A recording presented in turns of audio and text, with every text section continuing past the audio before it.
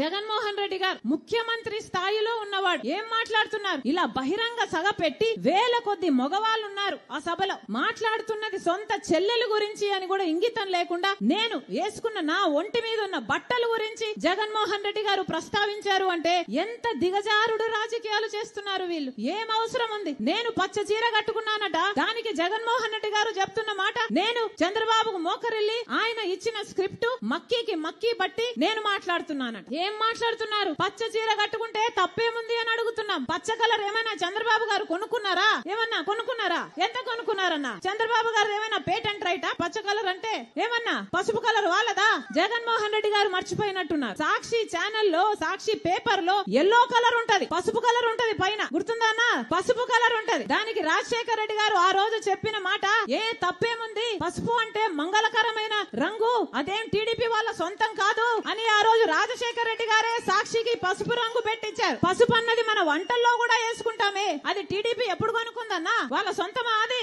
నేను పసుపు చీర వేసుకున్నానట, దానికి ఒక ముఖ్యమంత్రి హోదాలో ఉన్నవారు ఇన్ని రోజులు సోషల్ మీడియాలో వాళ్ళ వైసీపీ మూకల చేత అయితేనేమి, వాళ్ళ కుక్క బిస్కెట్లు పడేస్తే దానికి ఆశపడ్డే పేడ్ ఆర్టిస్టుల చేత అయితేనేమి సోషల్ మీడియాలో నన్ను దూషించారు, తిట్టారు, అవమానించారు, బెదిరించారు, నానా రకాలుగా అవమానించారు. ఇదంతా సరిపోలేదని ఈ రోజు ముఖ్యమంత్రిగా ఉన్న జగన్మోహన్ రెడ్డి గారు మాట్లాడుతున్నది సొంత చెల్లెల గురించి అని కూడా ఆలోచించకుండా నా ఒంటి మీద ఉన్న బట్టల గురించి ఇంతమంది మగవాళ్ళ మధ్య మాట్లాడుతున్నారు అంటే వీళ్ళకు సభ్యత ఉందా? సంస్కారం ఉందా? ఏం జరుగుతుందన్నా మన రాష్ట్రంలో? ఒక్కసారి ఆలోచన చేయాల్సిన అవసరం లేదా? నేను మక్కీ కడుతున్నానంట, మక్కీ టు మక్కీ నేను చంద్రబాబు గారి స్క్రిప్ట్ తీసుకొని నేను మాట్లాడుతున్నానట. ఎవరన్నా మక్కీ టు మక్కీ స్క్రిప్ట్ చదివేది మీటింగ్లలో ఎవరు చదువుతున్నారు? జగన్మోహన్ రెడ్డి గారు స్క్రిప్ట్ పెట్టుకొని మక్కీ టు మక్కీ వర్డ్ టు వర్డ్ చూసుకుంటూ చదివేది జగన్మోహన్ రెడ్డి గారా నేనా? ఎవరు చదువుతున్నారు మక్కీ టు మక్కీ? ఏం చెప్తున్నారు? నేను మోకరిల్లానా చంద్రబాబుకి? నాకేం అవసరం? నేను రాజశేఖర రెడ్డి రక్తం, రాజశేఖర రెడ్డి బిడ్డను.